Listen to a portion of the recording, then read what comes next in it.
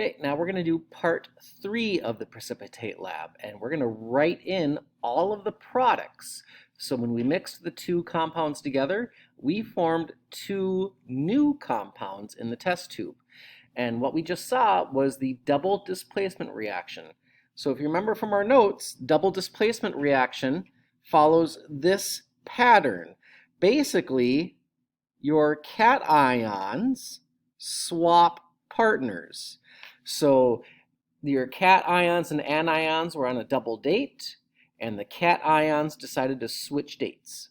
So you can kind of see from here and from here, all we're doing to predict our products is swap the cations. And I'm going to show you how I do this with a couple different ways. So first, we just identify the ions.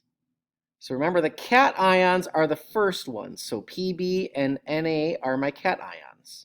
So we swap the cations. So Na went over here, and Pb went to go pair up with OH. Notice you drop all the subscripts except those that must belong with the polyatomic. So this 2 in the parentheses did not go here. I just kept the ions and the polyatomic ions. So I only kept the Pb, I only kept the NO3, I kept the Na, and I kept the OH. No other subscripts. Why? Because we have to find the new ones that go here. And that's what we do next. So now we use the charges to find what the new subscripts should be. So here with the Na and NO3, Na is a +1, NO3 is a -1. So you can do a drop and switch, or just realize that you need one of each to make the numbers add up to 0. With Pb and OH, Pb was a +2, OH was a -1.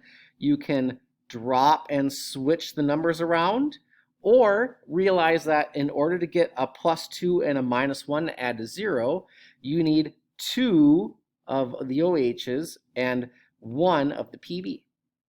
So now we have our new subscripts, and you write those into the product. So our full product is, for the number 3, NaNO3, PbOH2.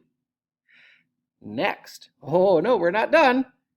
We got to balance them. Yeah, so then we balance this equation. And I saw, if I go back up here, you see I have, let's look. I have 2 sets of OHs here and only 1 OH here, so I have to write a 2 there. And now I have 2 NAs, so I got to put a 2 there. And now I have 2 NO3s, which balances out with this set of NO3s. So that's how I got the 2 and the 2 there. All right, so let's try the rest of them. I did the first one for you here. And also note, we're filling out the products column now. So barium chloride, sodium sulfate, that's what we started with. I swapped the sodium and the barium around. So now sodium's with the chloride, barium's with the sulfate. Notice that I dropped the subscripts, so Cl doesn't get this 2 anymore, Na doesn't keep its 2, and now I did my charges to see how many I need. Na was a +1, Cl was a -1, so I just needed 1 of each for NaCl. Barium was a +2, sulfate was a -2. So I only need 1 of each to make them add to 0, so I don't need any new subscripts. Now to balance. 2 NAs here, 1 Na here, so I need to add a 2 there to balance it. And now I have 2 Cl's to go with those 2 Cl's, so now this equation is balanced. Okay, potassium iodide, hopefully you have the Ki there. Sodium chloride, hopefully you have the NaCl there. So swap the places of the cations. So Na goes first, K goes second, iodine goes with sodium now, and chlorine goes with potassium. Check. Na is a +1, iodine is a -1. I just need 1 of each, so I don't add any numbers. Potassium's a +1, chlorine is a -1. So I only need 1 of each, so I don't need new numbers. And check, is this balanced? 1K, 1K, 1I, 1I, 1NA, 1NA, 1CL, 1CL. That one's already balanced. Okay, and the last one, we just did this one. So hopefully that's what you had for a product. To write, or for a reactant, to write the product, swap the cations. So now we have an Na with the NO3, and we have a Pb with the OH, and check. Na is a +1, NO3 is a -1. I just need one of each to make the numbers add to 0, so I don't need any new numbers. Pb is a +2.